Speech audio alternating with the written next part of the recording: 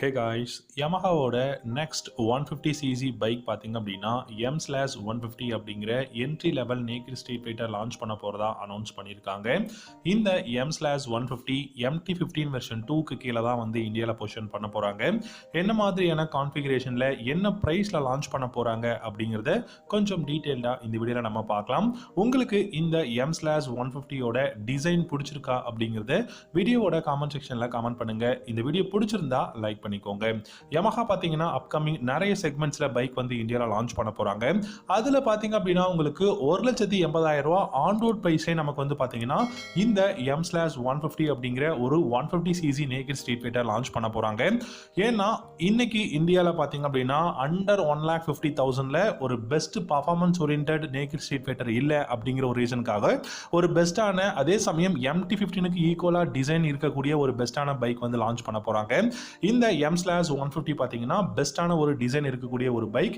இந்த பைக்லயுமே பாத்தீங்கன்னா MT-15 விட மோர் தென் அக்ரெசிவ்ங்க.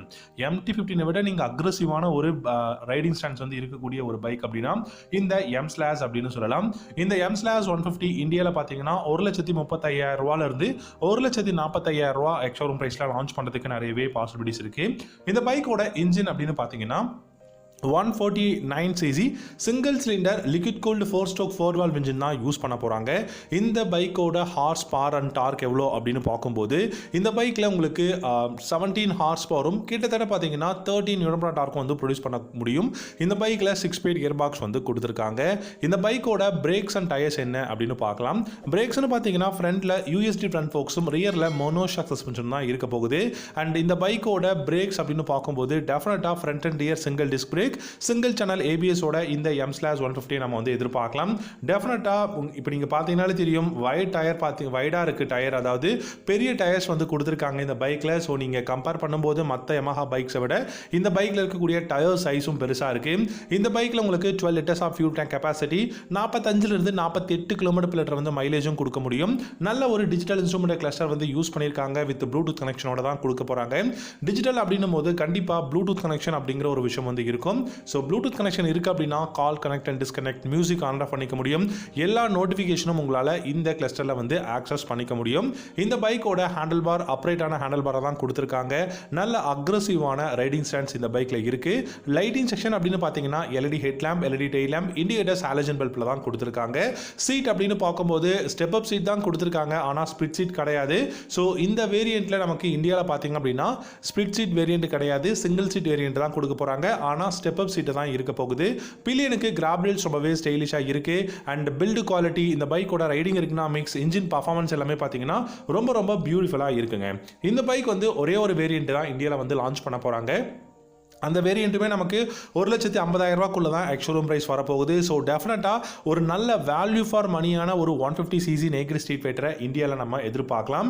இந்த பைக் M/, இந்த TFX இந்த மாதிரியான வேரியண்ட்ல இருந்து தான் அப்கமிங் 150cc Yamaha ஒரு 150cc பைக் வந்து இந்தியாவில் லான்ச் பண்ண போகிறாங்க. ஸோ ஒரு நல்ல நேக்கட் ஸ்ட்ரீட் ஃபைட்டரை Yamaha வந்து கூடிய சீக்கிரம் இந்தியாலையும் லான்ச் பண்ண போகிறாங்க. இதில் முக்கியமாக நம்ம நோட்டீஸ் பண்ண வேண்டிய விஷயம் என்னன்னா, ரொம்ப வருஷம் ஆச்சுங்க ஒரு 150cc segment naked street fighter இந்தியாவில் வந்து ஒரு நியூ செக்மெண்ட் பைக் லான்ச் பண்ணி அப்படின்னு தான் சொல்லணும்.